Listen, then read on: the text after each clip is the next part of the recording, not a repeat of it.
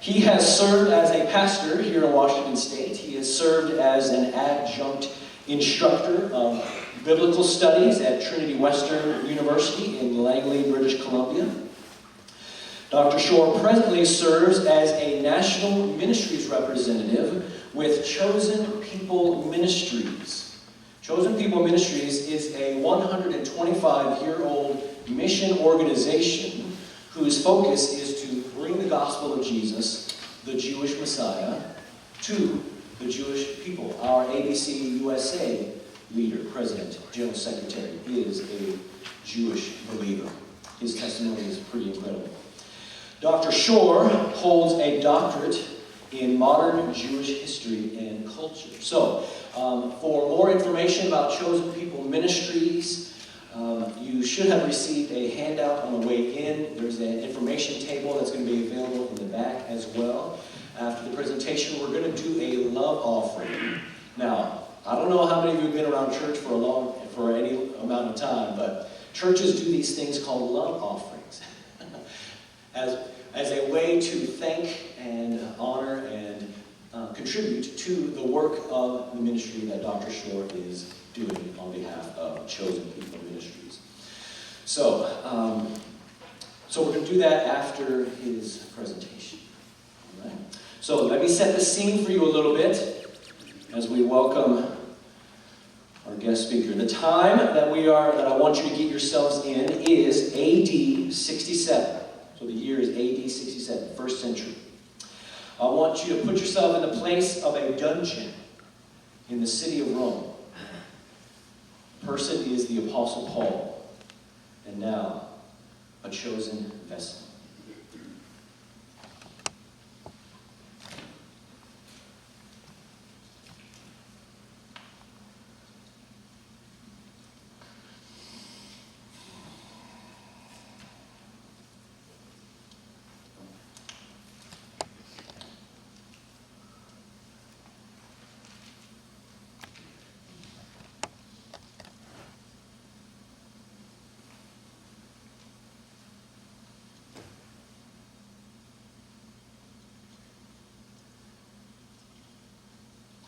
Ecce Rome. Behold Rome. That's what they say to visitors here, though the one who says it is usually not like me, a prisoner in a dungeon, but one of the local coach drivers, let's say, who's just paused at the brow of a hill and is pointing with his whip at the bronze gods and marble temples of this proud city. Oh, it isn't merely a city, of course, but the living heart of a great empire stretching from Britain to the Black Sea, presided over just now by a temperamental young man who, when he's not playing women's parts on the stage, plays the greater part of world ruler, the Emperor Claudius Caesar Nero. Without knowing it, he also plays the part of Antichrist. 3 years ago, great fires swept through the city, and fearing he'd be blamed for lack of preparedness, the emperor spread the vicious lie that the Christians had conspired to set Rome aflame and began a furious persecution. I must confess I plead guilty, except that the fires I've tried to ignite here and across the Roman Empire have been fires of the Spirit. Ecce Rome. Oh yes, I beheld Rome, beheld it in its majesty and its cruelty and in its breathtaking beauty, which is everywhere. And still I cared less for the silent grandeur of the temples and towers of men than for the living voices of creation. The wind whistling in the hilltop pines at sunset, the nightingales singing on the Quirinal, the voices of the children at their games as they shouted in their melodious Latin. I like to think that someday those bright-eyed young sons and daughters of the pagan world would turn the fountains of Rome into the fonts of baptism and echo in a great chorus the reverent, faithful words of the Roman centurion. Domine non sum dignus. Lord, I am not worthy. Sed tantum dic verbo, but only say the word.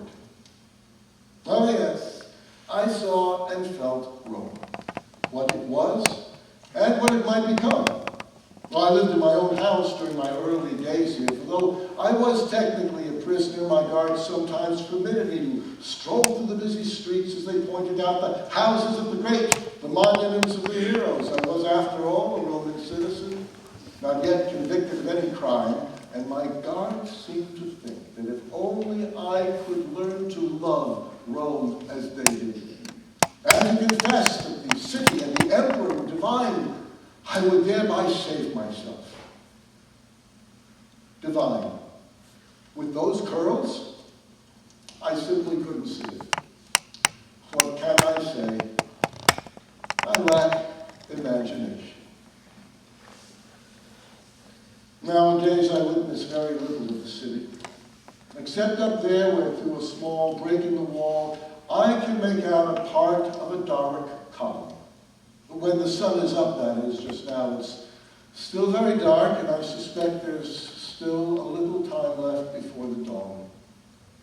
Though I have a special reason for watching for it this summer morning. It will be my last. At first light, an escort of the Praetorian Guard will lead me outside the city walls along the cobblestones of the Via Ostiensis past the Pyramid of Sestus to the third milestone, where we'll turn down a side road and march a short distance to a place called the Aquae Salvae. And there, at the foot of a pine wood that rises gracefully up into the low hills, I'll be tied to a stake, stripped, given a bloody scourging, and beheaded. I can only say, at last. My joy could not be greater, for to live is Christ, and to die is gain. It was once very different with me. Long before I was put in prison for the crime of believing that Jesus is the Messiah, I knew what it was like to put others there for that same offense. Though I was to convert many doubters by the grace of the Lord, let me assure you, there was no doubter so hard to convince as myself. I had all of the arrogance of a young scholar steeped in Greek and Hebrew learning in the private place that goes with fortunate birth. I was called Shaul, after the first king of Israel, and a king I liked to think myself. I was Saul of Tarsus, a citizen of no mean city, as I like to say, for Tarsus had done Rome great service, and in gratitude Rome had bestowed the gift of citizenship to any born inside the Tarsus walls. And that was why, Hebrew of the Hebrews though I was, and proud of it, I could claim the same privileges under Roman law as the most august Roman senator, and much later I was to do just that. Tarsus was a flourishing and cosmopolitan center of trade with a great university and temples and public buildings overflowing with beautifully wrought idols and mosaics. And yet the two I best remember were the idols that flanked the city's entrance gates. On the one side stood a statue of Sardanapalus, the city's founder and officially a god. On his pedestal was carved the Epicurean motto, "Eat, drink, enjoy thyself. The rest is nothing." On the other side stood a marble statue of Queen Semiramis, the Assyrian Venus. I'm sure those two never looked more triumphant than the day when Cleopatra's royal barge with its purple sails and silver oars came racing up the Cydnus River, bearing the queen to our city, where she might briefly share the bed of the Roman general Mark Antony. Eat, drink, enjoy thyself. The rest is nothing. My parents knew of better things. And when I was of an age, they sent me to continue my studies in that city of all cities, Jerusalem, Yerushalayim. Here were no pagan shrines or pleasure palaces where men turned themselves into swine, but the living stones of spiritual destiny. Its very breezes seemed to carry the voices of David and Solomon, the thunderings of Isaiah. The still small voice of the eternal. I loved its fanatic, uncompromising spirit, its contempt for Rome, its arrogant delight in thinking itself the one true capital of the earth. It was more than history. It was meaning. It was a regal self-righteousness. It was a mighty intolerance. It was myself. I sat at the feet of the great Gamaliel, a Pharisee to whom I would become spiritual son, perpetually curious, perpetually learning. The law, the law, the law.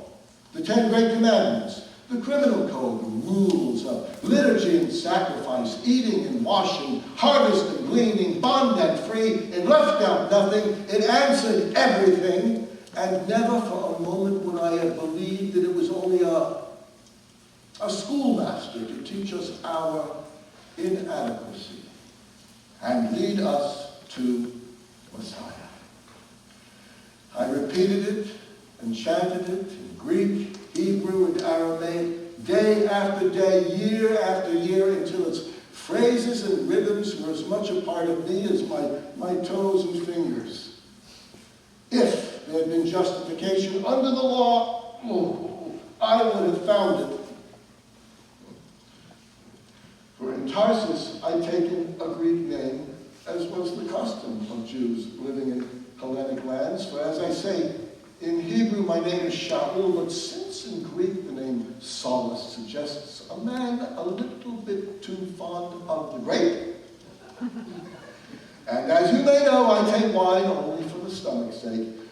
I took the name Paulus instead, which was as good a name as any to travel by. Altogether, then, I thought of myself as sophisticated, cultured, cosmopolitan, but in truth I was a violent and narrow man, loving the law, but hating its enemies, and that was why, when the time came, I went out so eagerly with a knife in my teeth against the believers. Believe me, after all of those years of study, I thirsted for action, and there was nothing I enjoyed more than leading my little expeditions, rounding up all of the cross followers that I could and delivering them like so many trussed-up bandits to the local magistrates.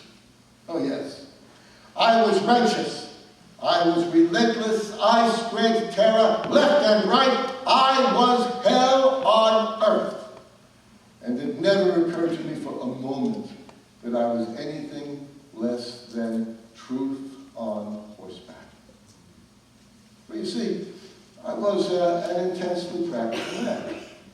I loved learning, of course, and that was power, but I also found great joy working with my hands, creating something tangible. By trade, I was a tent maker.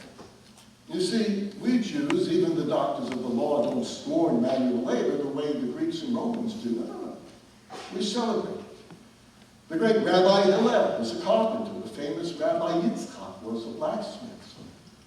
I was proud to be a tent maker. My parents had a workshop, and the hills around Tarsus abounded with mountain goats whose thick, shaggy coats could be woven into cloth, most suited for cloaks and carpets and tents, so it was the most natural thing in the world that I would learn that useful trade.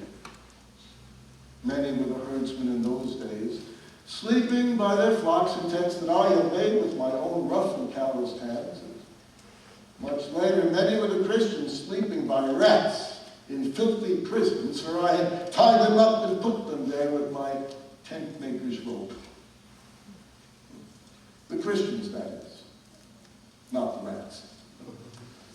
The Christians, as I saw it, were far more dangerous. Well, I promise you I shed no tears at those little scenes of accusation and arrest. I wanted those people silenced. Simply couldn't stand the thought of them speaking of God and the Messiah as though they knew more than the doctors of the law, or let me bring it closer to home, as though they knew more than I did. And yet here were all of these little chirping messianic sparrows proclaiming all is well, how their anointed one had somehow conquered sin, death, and even the Roman eagle by getting himself hammered to a pine cross and dying the death of a criminal. Believe me, that was not how we define triumph in Jerusalem. And yet there was one Christian who I in no way could characterize as a sparrow. He was too bright. He was too bold. He was too eloquent. Oh, I mean the young deacon, Stephen. Now, he was no ignorant fisherman or shopkeeper, but a remarkably forthright young man with the face of an angel and the authority of a prophet. He was all anyone was talking about for a while back then, every day performing wonders, multiplying disciples, even convincing some of our devout Levites. No wonder the Sanhedrin finally put him on trial for blasphemy. It was the only way to shut him up. And when the trial was held, it was held in the open air by the Lion's Gate near the Temple Hill, which gave it something of the flavor of a combat in an amphitheater. And our infallible defenders of the infallible law soon found they had a lion by the tail. But when the high priest asked Stephen if in fact the late Jesus of Nazareth had not advocated changing the unchangeable law of Moses, Stephen answered by quoting those parts of Jewish history, the story of Joseph and his murderous brothers, for example, to use as a mirror to show his judges how clearly they resembled those Hebrews of an earlier day who had resisted the Lord and persecuted the prophets. You should have seen their brows furrow and their suspicions mount. Was this young lion telling them that had they lived in an earlier day, they would have been not the law's defenders, but its enemies? He left no doubt about it. Or I should say, the Holy Spirit of God, speaking through Stephen, left no doubt. You stiff-necked and uncircumcised of hearts and ears, you always resist the Holy Spirit. What your fathers have done, so do you. Which of the prophets have not your fathers persecuted? And they have killed them who prophesied the coming of the just one, of whom you yourselves have now become the betrayers and the murderers, yes, you, who have received the law by the disposition of angels and have not kept it. Well, you can imagine their response to that. The impudence, the pride, the blasphemy, but worst of all, the truth. And yet somehow with that seraph-like face of his gazing up into the blue sky, Stephen compelled their silence long enough to say, behold, I see the heavens opened and the Son of Man standing by the right hand of God. Well, the roar of outrage that went up at that, believe me, it could be heard all the way to the Mount of Olives. And the roar of the crowd continued all the way to the place of stoning. Poor Stephen was struck and shoved so many times along the way, he stumbled like a newborn foal. But far from expressing fear, his eyes were like the eyes of a man who has seen the glory and rejoices that his hour has come.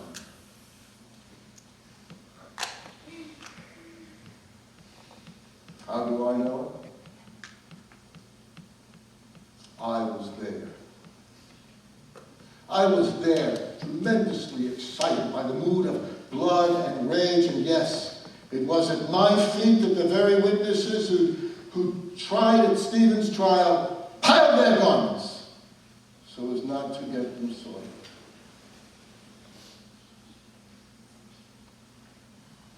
And Saul was consenting to Stephen's death. I should say I was. And not merely that. I was delighted. I was affirmed. I was renewed. I was justified. It was only much later that I realized that even as we thought we were executing a blasphemer, we were heaping glory on the head of the first Christian martyr, and that even as the stones flew, And Stephen prayed for our forgiveness. Even then, the torch was being passed from his hand. I found myself gazing up into a pure and dazzling light.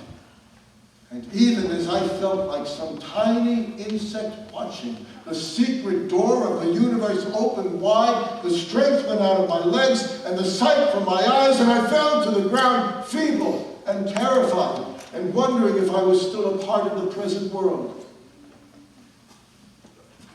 And then I heard the voice, serene and majestic, but with the tone of a parent dismayed by a willful child. Shaul, Shaul lama, tirfini. Saul, Saul, why do you persecute me? And this was the strangest thing, for though I still officially believed he could only be the God of Moses, their being as I knew no other, I asked,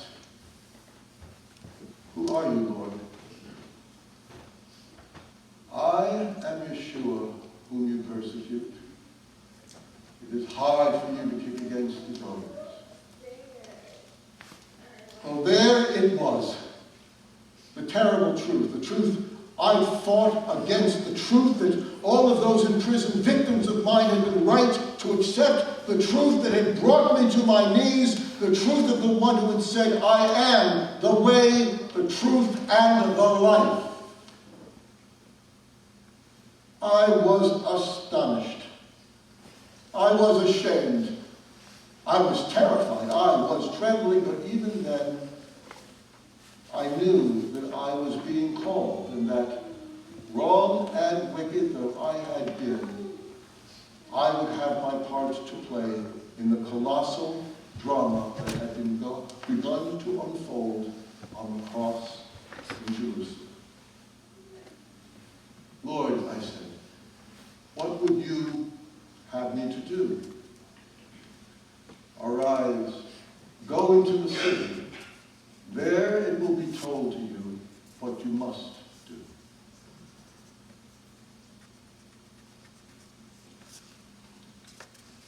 And that was all.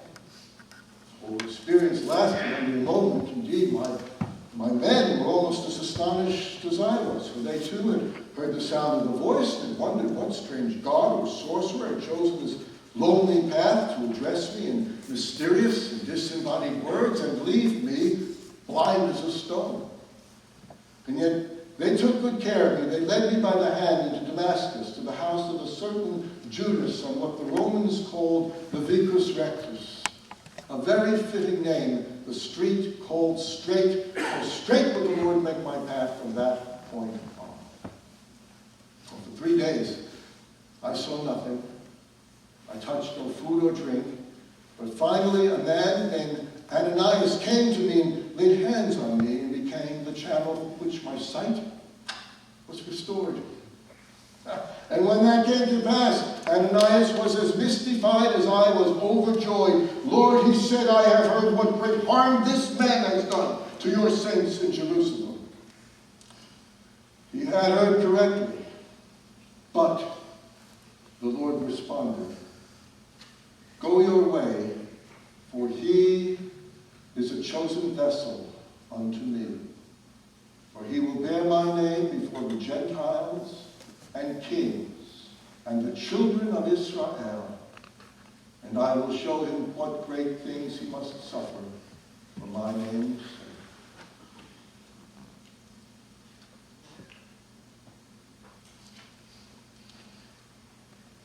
A chosen vessel. That's what I was.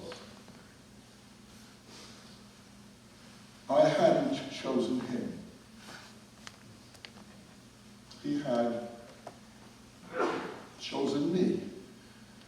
And into the vessel of my being, he would pour his Spirit.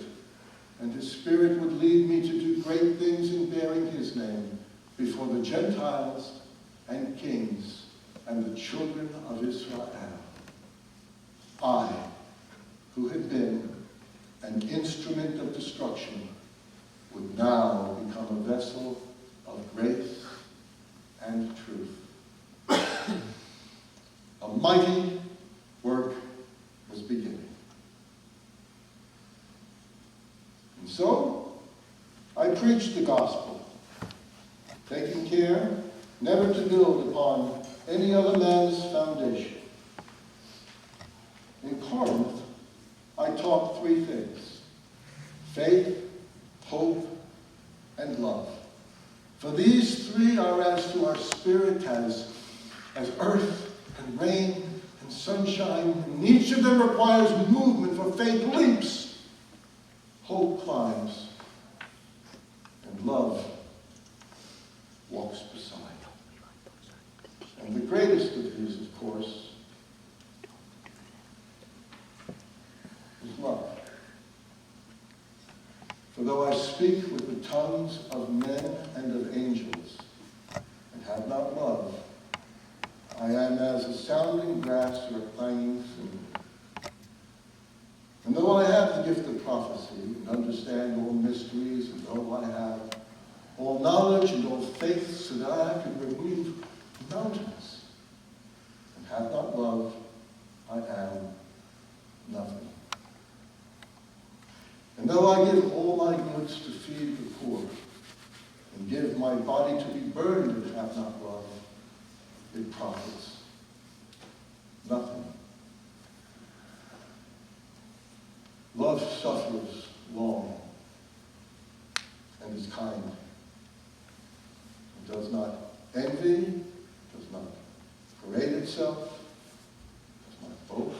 Love does not behave rudely, does not seek its own, is not easily provoked, thinks no evil.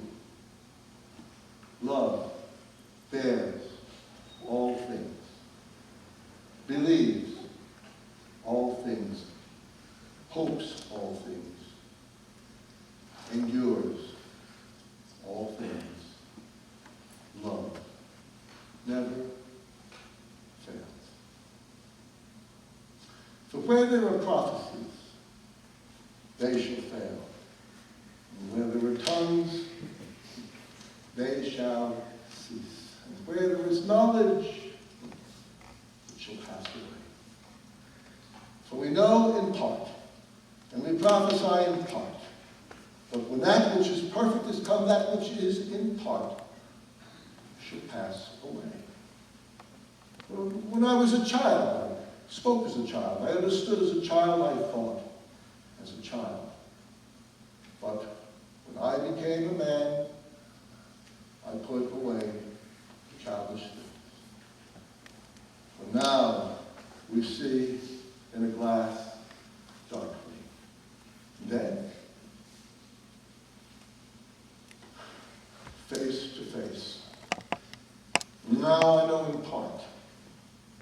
Then I shall know even as I am known. But now abide three things: faith, hope, and love. And the greatest of these is love. You must pardon me if I preach. It's an old habit. Hard to break. But speaking of preaching, I went on until at last I was brought before the Roman procurator, Porcius Festus, and I shouted out the words, "Any citizen in the empire is free to assert at any time, Caesarem appello, I appeal to Caesar." Festus had no choice. "Have you appealed to Caesar?" he said. "To Caesar you shall go." Boy. So here I am. I've been brought before the emperor twice, and there could be no greater distance between two. I'd set sail from Caesarea with numerous other prisoners under the charge of a centurion named Julius, and about halfway to Rome, darkest skies I'd ever seen began. A fierce rain and screeching wind of what seemed like a journey through hell. And before it was over, we'd suffered horrible thirst, had been without food for 14 days, and knew what it was like to drift day after day on the open sea until our very sails seemed shrouds and our ship a coffin. And at the very worst moment, just as we were about to run aground on the rocky coast of Malta, I said to that shipload of 276, "Be of good cheer. There will be no loss of life. For tonight an angel of the Lord stood by me, saying, Behold, Shaul, you must be brought before the emperor, and lo, God is giving you all who sail with you." Do you think that shipload of 276 soldiers, sailors, and prisoners ever forgot that word of salvation spoken to me by an angel and by me to those men who feared so desperately for their lives, for what I prophesied came true? Not a single life was lost. The Roman emperor could not save them. Diana of the Ephesians could not save them. The Stoics and the Epicureans could not save them. Jupiter and Mercury could not save them. No power on earth could save them, but the God of shipwreck could save them, for the God of shipwreck is a God of life. He is God over the tomb of Lazarus. He is God over the tomb of Jesus. He is God over the road to Damascus. He is God over the stones that struck me at Lystra. He is God over Athens, Tarsus, Ephesus, Antioch, Corinth. He is God over Jerusalem, and He is God over Rome. And He knows our spiritual shipwreck, and He would have us to be saved. The Jews first, for we were His first love, His chosen people, and His chosen vessels. And if I, a mere man, sorrow continually and pray ceaselessly for my beloved kinsmen, having received the adoption and the promise and the covenants of glory, may yet receive the greatest gift of all, the gospel. If I, a mere man, hunger and thirst for that, what must the Lord, who has made us and shaped us and been our God all of these centuries, what must He feel? For He has chosen from all peoples everywhere. And by His death on the cross, salvation can be ours if we will truly receive it. I have fought a good fight. I have finished my course. I have kept the faith. You must pardon me, for I see light on the column, and I hear footsteps on the high stairs. My time is at hand, and I must give thanks for this glorious day.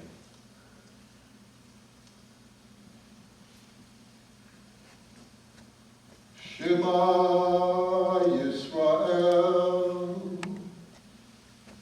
Adonai Eloheinu, Adonai Echad.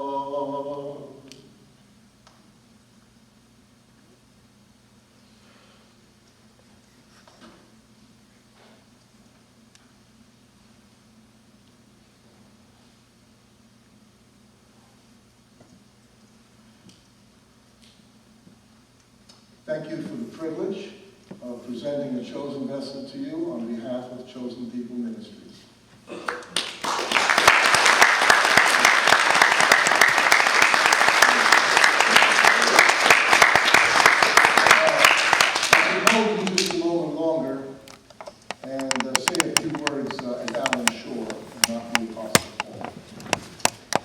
It's just to say that since 1970.